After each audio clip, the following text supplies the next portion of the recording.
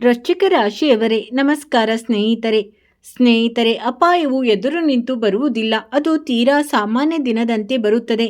ಅದೇ ರಸ್ತೆ, ಅದೇ ಕೆಲಸ, ಅದೇ ಜನರು. ಮನುಷ್ಯನು ಕೂಡ ಇಂದು ಉಳಿದ ದಿನಗಳಂತೆ ಇರುತ್ತದೆ ಎಂದು ಯೋಚಿಸುತ್ತಿರುತ್ತಾನೆ.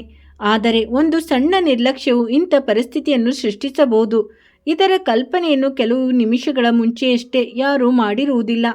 ಸ್ನೇಹಿತರೆ, ಇಂದಿನ ಮಾತು ಇದೇ ಕಾರಣಕ್ಕೆ ನಿಮಗೆ ಸ್ವಲ್ಪ ಗಂಭೀರವಾಗಿ ಅನಿಸಬಹುದು. ಏಕೆಂದರೆ ಇಲ್ಲಿ ಮಾತು ಯಾವುದೇ ಭಯಾನಕ ಕಥೆಯದ್ದಲ್ಲ. ಬದಲಿಗೆ ಮನುಷ್ಯನು ಆಗಾಗ್ಗೆ ತುಂಬ ಸಣ್ಣದೆಂದು ಭಾವಿಸಿ ಎಚ್ಚರಿಕೆ ವಹಿಸುವುದನ್ನು ಅಗತ್ಯವಿಲ್ಲ ಎಂದುಕೊಳ್ಳುವ ಹಾಗೂ ಈಗಾಗಲೇ ಹಲವು ಬಾರಿ ಮಾಡಿರಬಹುದಾದ ಮೊದಲ ತಪ್ಪಿನ ಕುರಿತಾಗಿದೆ. ನಿಮ್ಮ ಮನಸ್ಸನ್ನು ಯಾವುದೇ ಕೆಲಸದ ವಿಷಯದಲ್ಲಿ ಒಳಗಿನಿಂದ ಇಂದು ಇದನ್ನು ಮಾಡಬೇಡ ಎಂದು ಹೇಳಿದಾಗ ತಲೆಯು ಅಯ್ಯೋ ಏನೂ ಆಗುವುದಿಲ್ಲ ಎಂದು ಉತ್ತರಿಸುತ್ತದೆ. ಈ ಎರಡು ಧ್ವನಿಗಳ ನಡುವೆ ವ್ಯತ್ಯಾಸವೇ ಹಲವು ಬಾರಿ ಬಹಳ ಮುಖ್ಯವಾಗುತ್ತದೆ. ಸ್ನೇಹಿತರೆ, ಜನರಲ್ಲಿ ಒಂದು ವಿಶೇಷ ಗುಣವಿರುತ್ತದೆ. ನೀವು ಯಾರೋ ಒಬ್ಬರು ಹೇಳಿದರು ಎಂಬ ಕಾರಣಕ್ಕೆ ಮಾತ್ರ ಯಾವುದೇ ವಿಷಯವನ್ನು ಸ್ವೀಕರಿಸುವುದಿಲ್ಲ.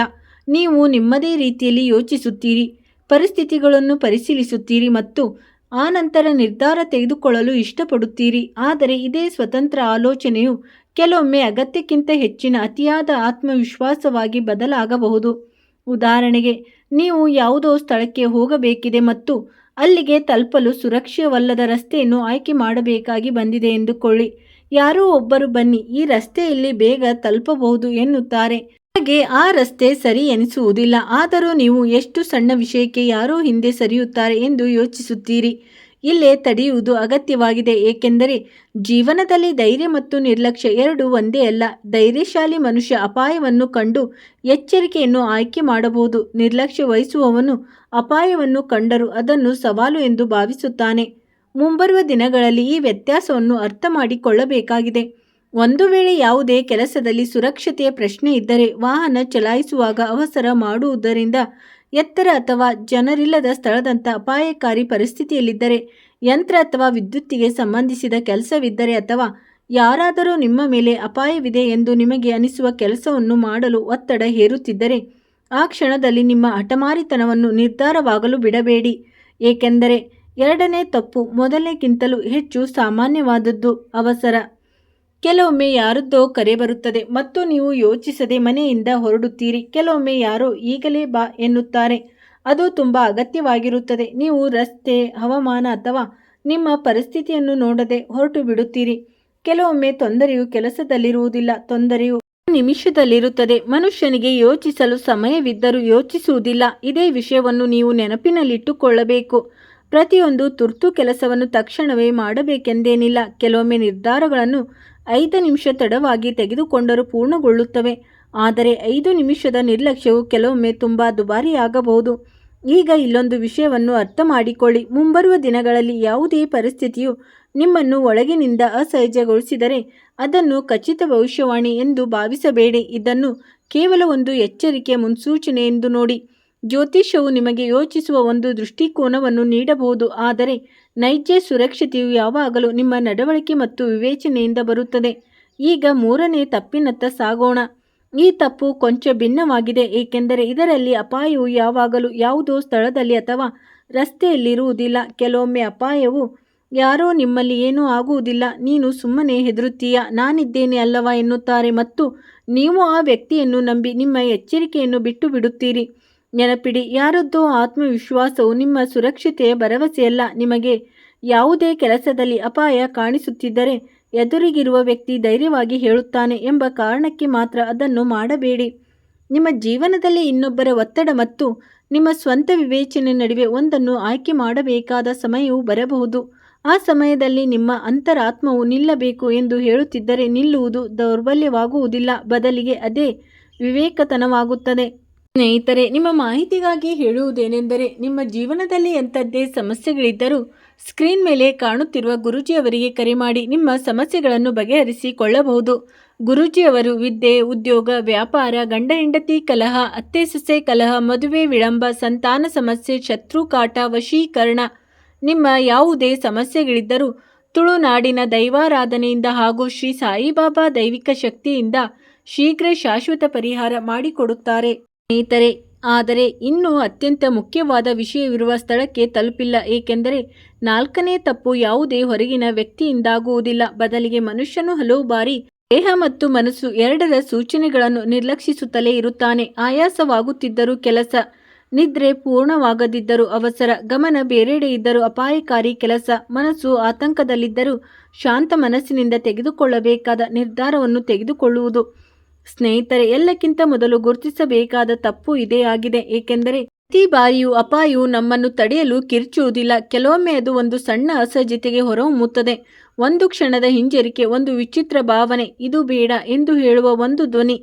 ಅದು ನಿಮ್ಮ ಭಯ ಮಾತ್ರವಾಗಿರಬಹುದು ಅಥವಾ ಅದು ಸಾಮಾನ್ಯ ಎಚ್ಚರಿಕೆಯಾಗಿರಬಹುದು. ಆದರೆ ನಷ್ಟದಿಂದ ಬಚಾವಾಗುವ ಬೆಲೆಯು ಕೇವಲ ಸ್ವಲ್ಪ ಎಚ್ಚರಿಕೆಯಾಗಿದ್ದರೆ ಆ ಎಚ್ಚರಿಕೆಯನ್ನು ಆಯ್ಕೆ ಮಾಡಿಕೊಳ್ಳುವುದರಲ್ಲಿ ಯಾವುದೇ ನಷ್ಟವಿಲ್ಲ. ಮತ್ತು ಮುಂಬರುವ ದಿನಗಳಲ್ಲಿ ಈ ಒಂದು ಅಭ್ಯಾಸವು ನಿಮಗೆ ಅತಿ ದೊಡ್ಡ ಸುರಕ್ಷಾ ಕವಚವಾಗಬಹುದು. ಏಕೆಂದರೆ ನಿಜವಾದ ಪ್ರಶ್ನೆಯು ಅಪಾಯ ಬರುವುದೋ ಇಲ್ಲವೋ ಎಂಬುದಲ್ಲ. ನಿಜವಾದ ಪ್ರಶ್ನೆ ಏನೆಂದರೆ, ಜೀವನವು ನಿಮಗೆ ತಡೆಯಲು ಅವಕಾಶ ನೀಡಿದಾಗ ನೀವು ಆ ಅವಕಾಶವನ್ನು ಗುರುತಿಸಲು ಸಾಧ್ಯವಾಗುತ್ತದೆಯೇ ಎಂಬುದು.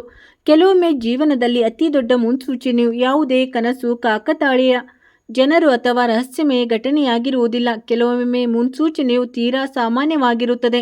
ನೀವು ಯಾವುದೋ ಕೆಲಸಕ್ಕೆ ಹೊರಡಲು ಸಿದ್ಧರಾಗಿರುತ್ತೀರಿ ಮತ್ತು ಇದ್ದಕ್ಕಿದ್ದಂತೆ ಮನಸ್ಸು ಇಂದು ಇದನ್ನು ಮುಂದೂಡಬೇಕು ಎಂದು ಹೇಳುತ್ತದೆ. ನಂತರ ಮತ್ತೊಂದು ಆಲೋಚನೆ ಬರುತ್ತದೆ. ಇಷ್ಟೊಂದು ಯೋಚಿಸುವ ಅಗತ್ಯವೇನಿದೆ? ಇಲ್ಲಿಂದಲೇ ಇಂದಿನ ಕಥೆಯ ಬಾಗಿಲು ತೆರೆಯುತ್ತದೆ. ಮೊದಲು ನಾವು ಅವಸರ, ಅಪಾಯವನ್ನು ಹಗುರವಾಗಿ ಪರಿಗಣಿಸುವುದು ಮತ್ತು ಇನ್ನೊಬ್ಬರ ಒತ್ತಡದಲ್ಲಿ ನಿರ್ಧಾರ ತೆಗೆದುಕೊಳ್ಳುವ ಬಗ್ಗೆ ಮಾತನಾಡಿದೆವು. ಆದರೆ ಇವೆಲ್ಲವುಗಳ ಹಿಂದೆ ಈ ತಪ್ಪುಗಳಿಗೆ ಜನ್ಮ ನೀಡುವ ಒಂದು ಅಭ್ಯಾಸ ಅಡಗಿರುತ್ತದೆ. ನಮ್ಮ ದೇಹ ಮತ್ತು ಮನಸ್ಸಿನ ಸ್ಥಿತಿಯನ್ನು ನಿರ್ಲಕ್ಷಿಸುವುದು. ಉದಾಹರಣೆಗೆ, ಕಳೆದ ರಾತ್ರಿ ನಿಮ್ಮ ನಿದ್ರೆ ಪೂರ್ಣವಾಗಿಲ್ಲ ಎಂದುಕೊಳ್ಳಿ. ತಲೆ ಭಾರವಾಗಿದೆ, ಗಮನ ಪದೇ ಪದೇ ತಪ್ಪುತ್ತಿದೆ. ಆದರೂ ನೀವು ಯಾವುದೋ ಮುಖ್ಯ ಕೆಲಸವನ್ನು ಮಾಡಬೇಕಿದೆ. ಸರಿ, ಕೆಲಸವಂತೂ ಮಾಡಲೇಬೇಕು ಎಂದು ನಿಮಗಷ್ಟೇ ನೀವು ಹೇಳಿಕೊಳ್ಳುತ್ತೀರಿ. ಇಲ್ಲೇ ಎಚ್ಚರಿಕೆಯ ಅಗತ್ಯವಿರುತ್ತದೆ. ಏಕೆಂದರೆ ಗಮನ ಕಡಿಮೆ ಇದ್ದಾಗ, ದೇಹ ಆಯಾಸಗೊಂಡಿದ್ದಾಗ ಅಥವಾ ಮನಸ್ಸು ಆತಂಕದಲ್ಲಿದ್ದಾಗ ಸಾಮಾನ್ಯ ಕೆಲಸದಲ್ಲೂ ತಪ್ಪು ಸಂಭವಿಸುವ ಸಾಧ್ಯತೆ ಹೆಚ್ಚಾಗುತ್ತದೆ. ಇಂತಹ ಸ್ಥಿತಿಯಲ್ಲಿ ವಾಹನ ಚಲಾಯಿಸುವುದು, ಎತ್ತರಕ್ಕೆ ಹೋಗುವುದು, ವೇಗದ ಯಂತ್ರಗಳ ಬಳಿ ಕೆಲಸ ಮಾಡುವುದು ಅಥವಾ ಯಾವುದೇ ಅಪಾಯಕಾರಿ ಕೆಲಸ ಮಾಡುವುದನ್ನು ಮುಂದೂಡುವುದೇ ಹೆಚ್ಚಿನ ವಿವೇಕತನ. ಮತ್ತು ಈ ಮಾತು ಕೇವಲ ನಿಮ್ಮ ರಾಶಿಯವರಿಗೆ ಮಾತ್ರವಲ್ಲ, ಪ್ರತಿಯೊಬ್ಬ ಮನುಷ್ಯನಿಗೂ ಅಗತ್ಯ. ಆದರೆ ಈ ಸಂದರ್ಭದಲ್ಲಿ ಮತ್ತೊಂದು ವಿಷಯ ಗಮನ ಸೆಳೆಯುತ್ತದೆ. ನೀವು ಹಲವು ಬಾರಿ ನಿಮ್ಮ ಮನಸ್ಸಿಗೆ ಗೊಂದಲವನ್ನು ನೀವೇ ಬಗೆಹರಿಸಿಕೊಳ್ಳಲು ಪ್ರಯತ್ನಿಸುತ್ತೀರಿ. ಯಾರ ಬಳಿಯೂ ನೆರವು ಕೇಳಲು ನೀವು ಇಷ್ಟಪಡುವುದಿಲ್ಲ. ನಾನೇ ನಿಭಾಯಿಸಿಕೊಳ್ಳುತ್ತೇನೆ ಎಂದು ನೀವು ಯೋಚಿಸುತ್ತೀರಿ ಮತ್ತು ಹೆಚ್ಚಿನ ಸಮಯ ನಿಭಾಯಿಸಿಯೂ ಬಿಡುತ್ತೀರಿ. ಆದರೆ ಪ್ರತಿಯೊಂದು ಪರಿಸ್ಥಿತಿಯನ್ನು ಒಬ್ಬರೇ ನಿಭಾಯಿಸುವುದು ಅಗತ್ಯವಿಲ್ಲ. ಕೆಲವೊಮ್ಮೆ ಯಾವುದೇ ನಂಬಿಕಸ್ಥ ವ್ಯಕ್ತಿಗೆ ಕರೆ ಮಾಡುವುದೇ ಸರಿಯಾದ ನಿರ್ಧಾರವಾಗಿರುತ್ತದೆ. ಸ್ನೇಹಿತರೆ, ನಿಮ್ಮನ್ನು ನೀವು ತಡೆದುಕೊಳ್ಳುವುದನ್ನು ಕಲಿತರೆ ಸಾಕು. ಬರುವ ದಿನಗಳಲ್ಲಿ ನಿಮ್ಮ ಮುಂದೆ 2 ಹಾದಿಗಳಿರುವ ಕ್ಷಣ ಬರಬಹುದು. ಒಂದು ಹಾದಿ ಸುಲಭವಾಗಿರುತ್ತದೆ, ಆತುರದ್ದಾಗಿರುತ್ತದೆ, ಇತರರು ಮೆಚ್ಚಿಸುವಂತಿರುತ್ತದೆ. ಇನ್ನೊಂದು ಹಾದಿ ಕೊಂಚ ನಿಧಾನವಾಗಿರುತ್ತದೆ, ಆದರೆ ಅದರಲ್ಲಿ ಎಚ್ಚರಿಕೆ ಹೆಚ್ಚಿರುತ್ತದೆ. ಆ ಕ್ಷಣದಲ್ಲಿ 2ನೇ ಹಾದಿಯನ್ನು ಆಯ್ದುಕೊಂಡು ನೀವು ಹಿಂದೆ ಸರಿಯುತ್ತಿದ್ದೀರಿ ಎಂದು ಗಮನಿಸಬಹುದು. ಆದರೆ ಅದೇ ನಿರ್ಧಾರ ನಿಮ್ಮ ಜಾಣತನವನ್ನು ಸಾಬೀತುಪಡಿಸುವ ಸಾಧ್ಯತೆ ಇದೆ. ಏಕೆಂದರೆ ಜೀವನದ ಪ್ರತಿಯೊಂದು ಗೆಲುವು ಮುನ್ನುಗ್ಗುವುದರಿಂದಲೇ ಸಿಗುವುದಿಲ್ಲ. ಕೆಲವೊಮ್ಮೆ ಗೆಲುವು ಸರಿಯಾದ ಸಮಯಕ್ಕೆ ತಡೆಯುವುದರಿಂದ ಸಿಗುತ್ತದೆ. ಈಗ ನಿಮ್ಮ ಕಳೆದ ಕೆಲವು ದಿನಗಳನ್ನು ನೆನಪಿಸಿಕೊಳ್ಳಿ. ಆ ಘಟನೆಯನ್ನು ಭಯದಂತೆ ನೆನಪಿಟ್ಟುಕೊಳ್ಳಬೇಡಿ, ಅದನ್ನು ಪಾಠದಂತೆ ಇಟ್ಟುಕೊಳ್ಳಿ. ಏಕೆಂದರೆ ತಪ್ಪಿನ ಅತ್ಯುತ್ತಮ ಫಲಿತಾಂಶ ಪಶ್ಚಾತ್ತಾಪವಲ್ಲ, ಜಾಗೃತಿ. ಮತ್ತು ಮುಂಬರುವ ದಿನಗಳಲ್ಲಿ ಅದೇ ಪರಿಸ್ಥಿತಿ ಮತ್ತೆ ಎದುರಾದರೆ ಆ ಬಾರಿ ನಿಮ್ಮ ನಿರ್ಧಾರ ಬೇರೆಯಾಗಿರಬಹುದು. ನೀವು ಸಮಯಕ್ಕೆ ಸರಿಯಾಗಿ ನಿಲ್ಲಬಹುದು, ಯಾರಾದರೂ ನಂಬಿಕಸ್ಥ ವ್ಯಕ್ತಿಯನ್ನು ಜೊತೆಗೆ ಕರೆದೊಯ್ಯಬಹುದು, ಯಾವುದೋ ಕೆಲಸವನ್ನು ಮುಂದಿನ ದಿನಕ್ಕೆ ಮುಂದೂಡಬಹುದು. ನೀವು ಇದು ಸುರಕ್ಷವಲ್ಲ ಎಂದು ಮಾತ್ರ ಹೇಳಬಹುದು. ಈ ಸಣ್ಣ ಇಲ್ಲ ಎಂಬ ಕೆಲವೊಮ್ಮೆ ದೊಡ್ಡ ಸಮಸ್ಯೆಯಿಂದ ರಕ್ಷಿಸಬಹುದು. ಆದ್ದರಿಂದ ಇಂದಿನ ಸಂದೇಶವನ್ನು ಸಾವಿನ ಭಯದಂತೆ ಮನಸ್ಸಿನಲ್ಲಿಟ್ಟುಕೊಳ್ಳಬೇಡಿ, ಇದನ್ನು ಗೌರವ ನೀಡುವ ನೆನಪಿನಂತೆ ಇಟ್ಟುಕೊಳ್ಳಿ. ಏಕೆಂದರೆ ವಿಧಿ ಯಾವುದೇ ಸೂಚನೆ ನೀಡಿದರೂ ನಿಮ್ಮ ಎಚ್ಚರಿಕೆ ನಿಮ್ಮ ಕೈಯಲ್ಲಿದೆ. ಆದರೆ ಈಗ ಇನ್ನೊಂದು ವಿಷಯವಿದೆ. ಈ 4 ತಪ್ಪುಗಳಿಂದ ಪಾರಾದ ನಂತರ ಸ್ನೇಹಿತರೆ, ಒಂದು ವಿಶೇಷ ಸೂಚನೆ ಸಿಗುತ್ತದೆ. ಅದು ಭಯ ಹುಟ್ಟಿಸುವ ಸೂಚನೆಯಲ್ಲ, ಬದಲಾಗಿ ಬದಲಾವಣೆಗೆ ಸಂಬಂಧಿಸಿದ್ದಾಗಿದೆ. ಅದನ್ನು ನೀವು ಸರಿಯಾದ ಸಮಯಕ್ಕೆ ಗುರುತಿಸಿದರೆ ಮುಂಬರುವ ದಿನಗಳಲ್ಲಿ ಯಾವ ಪರಿಸ್ಥಿತಿಯನ್ನು ನೀವು ತೊಂದರೆ ಎಂದು ಭಾವಿಸಿದ್ದೀರೋ ಅದು ನಿಮಗೊಂದು ಮುಖ್ಯವಾದ ಪಾಠವಾಗಬಹುದು. ಇಂದಿನ ಮಾತಿನ ಅಸಲಿ ಅರ್ಥ ಸಾವಿನ ಭಯ ಹುಟ್ಟಿಸುವುದಲ್ಲ ಎಂದು ಈಗ ನಿಮಗೆ ಅರ್ಥವಾಗಿರಬಹುದು. ನಿಜವಾದ ವಿಷಯ ಅದಕ್ಕಿಂತ ಹೆಚ್ಚು ಮುಖ್ಯವಾದದ್ದು. ಹಲವು ಬಾರಿ ಜೀವನವು ದೊಡ್ಡ ಘಟನೆ ನಡೆಯುವ ಮುನ್ನ ಯಾವುದೇ ಭವಿಷ್ಯ ನುಡಿಯುವುದಿಲ್ಲ. ಅದು ಸಣ್ಣ ಪುಟ್ಟ ಪರಿಸ್ಥಿತಿಗಳನ್ನು ನಮ್ಮ ಮುಂದೆ ತಂದು ನಾವು ಅವುಗಳೊಂದಿಗೆ ಹೇಗೆ ನಡೆದುಕೊಳ್ಳುತ್ತೇವೆ ಎಂಬುದನ್ನು ನೋಡುತ್ತದೆ. ನೀವು ಇಂದಿನ ಈ 4 ತಪ್ಪುಗಳನ್ನು ಗಮನದಲ್ಲಿಟ್ಟುಕೊಂಡು ಅರ್ಥ ಮಾಡಿಕೊಂಡರೆ ಈ ಒಂದು ಮಾತನ್ನು ನೆನಪಿನಲ್ಲಿಡಿ. ಅಪಾಯದಿಂದ ಪಾರಾಗಲು ಯಾವಾಗಲೂ ಧೈರ್ಯ ಪ್ರದರ್ಶಿಸಬೇಕಾದ ಅಗತ್ಯವಿರುವುದಿಲ್ಲ. ಹಲವು ಬಾರಿ ಸರಿಯಾದ ಸಮಯಕ್ಕೆ ತಡೆಯುವುದೇ ದೊಡ್ಡ ಬುದ್ಧಿವಂತಿಕೆ. ಮೊದಲ ತಪ್ಪು ಅಪಾಯವನ್ನು ಹಗುರವಾಗಿ ಕಾಣುವುದು. ಎರಡನೆಯದು ಆತುರದಲ್ಲಿ ನಿರ್ಧಾರ ತಳೆಯುವುದು. ಮೂರನೆಯದು ಇತರರ ಒತ್ತಡಕ್ಕೆ ಮಣಿದು ಸ್ವಂತ ವಿವೇಚನೆ ಬಿಡುವುದು. ಮತ್ತು ನಾಲ್ಕನೆಯದು ಮತ್ತೆ ಮತ್ತೆ ಪಾರಾದ ಮೇಲೆ ಮುಂದೆ ಏನೂ ಆಗುವುದಿಲ್ಲ ಎಂದು ಭಾವಿಸುವುದು.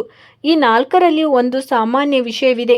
ಮನುಷ್ಯ ಆ ಕ್ಷಣವನ್ನು ಸಣ್ಣದೆಂದು ಭಾವಿಸುತ್ತಾನೆ. ಅದರಲ್ಲಿ ಅವನು ತೀರ್ಮಾನ ತೆಗೆದುಕೊಳ್ಳಬೇಕಿರುತ್ತದೆ. ಆದರೆ ಜೀವನವು ದೊಡ್ಡ ಬದಲಾವಣೆಗಳನ್ನು ಸಣ್ಣ ತೀರ್ಮಾನಗಳ ಮೂಲಕವೇ ತರುತ್ತದೆ.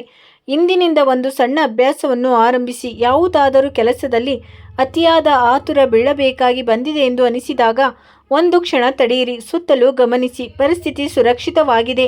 ನಿಮ್ಮ ಗಮನ ಪೂರ್ತಿಯಾಗಿ ಆ ಕೆಲಸದ ಮೇಲೆ ಇದೆ.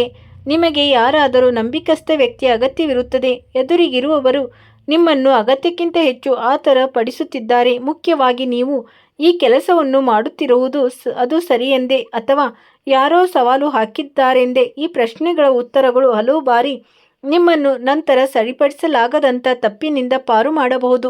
ಸ್ನೇಹಿತರೆ, ಬರುವ ಸಮಯವು ನಿಮಗಾಗಿ ಕೇವಲ ಎಚ್ಚರಿಕೆಯ ಸಂದೇಶವನ್ನು ತರುವುದಿಲ್ಲ. ಅದರಲ್ಲಿ ಒಂದು ಒಳ್ಳೆಯ ವಿಷಯವೂ ಅಡಗಿದೆ. ಮನುಷ್ಯನು ತನ್ನ ಹಳೆಯ ಅಭ್ಯಾಸವನ್ನು ಗುರುತಿಸಿದಾಗ ಆ ಅಭ್ಯಾಸವೇ ಅವನ ದೌರ್ಬಲ್ಯವಾಗಿ ಉಳಿಯುವುದಿಲ್ಲ. ಅದು ಎಚ್ಚರಿಕೆಯ ಗಂಟೆಯಾಗಿರುತ್ತದೆ. ನೀವು ಮೊದಲು ಯೋಚಿಸದೆ ಸಾಹಸಕ್ಕೆ ಇಳಿಯುತ್ತೀರಿ. ಈಗ ಯೋಚಿಸಿ ಮುಂದುವರಿಯಬಹುದು. ಮೊದಲು ಇತರರ ಮಾತಿಗೆ ಮರುಳಾಗುತ್ತಿದ್ದರೆ ಈಗ ಪ್ರಶ್ನೆ ಕೇಳಬಹುದು.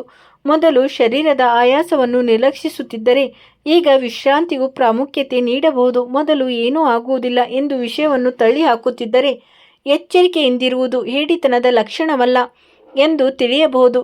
ಇದು ತಮ್ಮ ಜೀವನದ ಮೌಲ್ಯ ಅರಿತಿರುವ ವ್ಯಕ್ತಿಯ ಲಕ್ಷಣ.